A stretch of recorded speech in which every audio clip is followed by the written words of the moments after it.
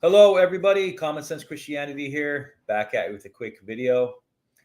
This video is on agency. I've covered agency before quite a bit. My last two videos were on how the Jewish elders could be called the centurion, and I've spoken on other videos where the apostles can be called Jesus. Not that they are that principle, but they are referred to as the principal because when the principal authorizes the agent at a certain level, the author will record that the principal actually showed up. And you can see this, in Moses. Moses was an agent of the Lord. So God tells Moses that he has heard the cries of his people, and he is going to deliver them from Egyptian captivity. Right?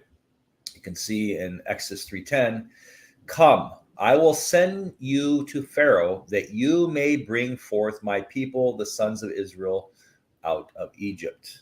Right?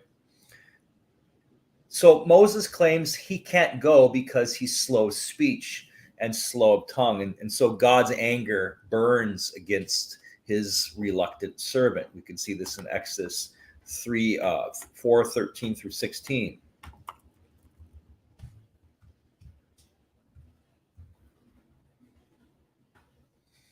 But he said, "O my Lord, send, I pray, some other person." Then the anger of the Lord was kindled against Moses, and he said, "Is there not Aaron, your brother, the Levite? I know that he can speak well. And behold, he is coming out to meet you.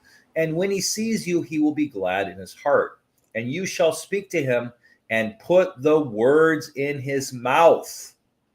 Okay. "I will raise up a prophet and I will put my words in his mouth." Sound familiar in Deuteronomy? "And you shall speak to him and put the words in his mouth. And I will be your mouth and with his mouth, and will teach you what you shall do. He shall speak for you to the people, and he shall be a mouth for you, and you shall be to him as God." Okay, you shall be to him as God.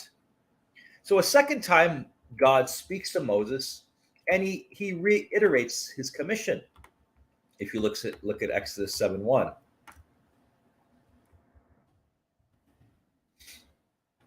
"And the Lord said to Moses, See, I make you as God to Pharaoh." Okay, Trinitarians add the word "as" because they don't like you to see that other people are called God. In the Hebrew, there is no "as." It's "I have made you Elohim." I have made you Elohim to Pharaoh. Let's take a look at Exodus 7:1. There is no "as" in the Greek or Hebrew, rather, because Trinitarians love to add words to get you off of the scent, right? They want you to see, oh, it's just "as a God." But no, it's more striking. "I have made you God." There is no "as." See how they add this "as"? "I have made you Elohim." There's no "as" in Elohim. Okay. See, to Moses, Jehovah said to Moses, "I have made you God to Pharaoh." So Moses was God to Pharaoh. How can Moses be God? It seems like blasphemy. Remember the Trinitarians? If Jesus wasn't God, then it was blasphemy to call him God. No, God is the one speaking. Once again, the answer is agency. The word God in this exchange here is Elohim, and it means God or God. You can uppercase it or lowercase it. It can be used of angels, gods, Jehovah, and even humans, and in particular, rulers, kings, and judges who serve on God's behalf, like in Psalm 82. Therefore, God sent Moses as his agent and called him God. He called him Elohim. Moses wasn't literally Jehovah, but he would speak for God and be considered God in a representative way, just like Jesus could be considered to be God in a representative way. "I have spoken openly to the world in the synagogue, in the temples, and I have said nothing in secret." He spoke, right? God said, "I will raise up a prophet and I will put my words in his mouth." and he will say everything I've commanded of him. Jesus tells you, the words that you hear are not my own. The Father has given me a commandment of what to say and what to speak. This is not my will. This is not my doctrine. I have come not of my own authority. If you see me, you see the one who sent me. And especially true in John 12:44. He who believes in me believes not in me, but believes in the one having sent me. Okay, it's not about Jesus, it's about the one who sent him. That's who Jesus is representing. He who believes in me believes not in me, but in him who sent me. And he who sees me sees him who sent me. That's why Jesus never once from his own mouth ever says he's God. He goes out of his way to tell you, it's not my will, it's not my authority. These are not my words to speak. If you see me, you see the Father. He's representing the Father. So Trinitarians will see all these charges being brought against Jesus, but it tells you they did not understand. He spoke to them about the Father, right?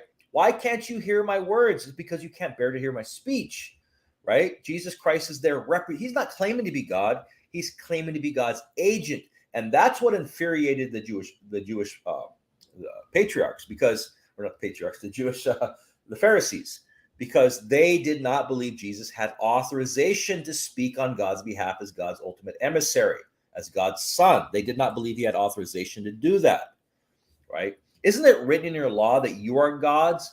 Now you're going to stone me because I said I'm the son of God? Okay, so again, God can be used of angels, God, Jehovah, and humans. And so God sent Moses as his agent and called him Elohim. Moses wasn't Jehovah, but he could speak for God and be considered God in a representative way.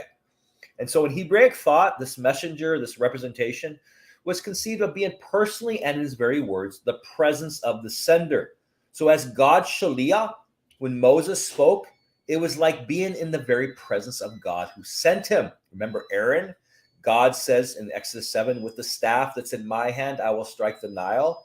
Then he commands Moses to tell his prophet, Aaron, to take up the staff, put it in his hand and strike the Nile. Aaron picks up the staff that's in his hand and strike the Nile when God says he's going to do it.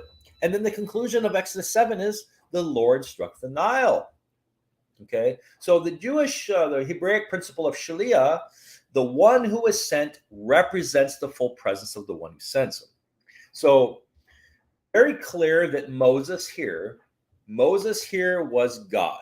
Okay, Moses here was God to Pharaoh. There is no like a, there is no as a. Don't fall for the Trinitarian trick, the little riddles that they have. Very clear, I have made you God. I have made you God to Pharaoh. So was Jesus God to us? Yes, because he was representing us. Moses was God to Pharaoh. Jesus Christ at the highest level was as God to us, or God. I have no problem calling Jesus my Lord and my God, because I know that titles in those days were used very liberally. Does not mean God Almighty. He's a mighty God.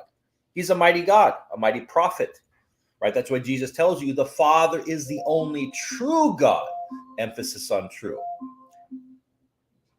So with that being said, I hope this helps. More on agency later. Until then, God bless you.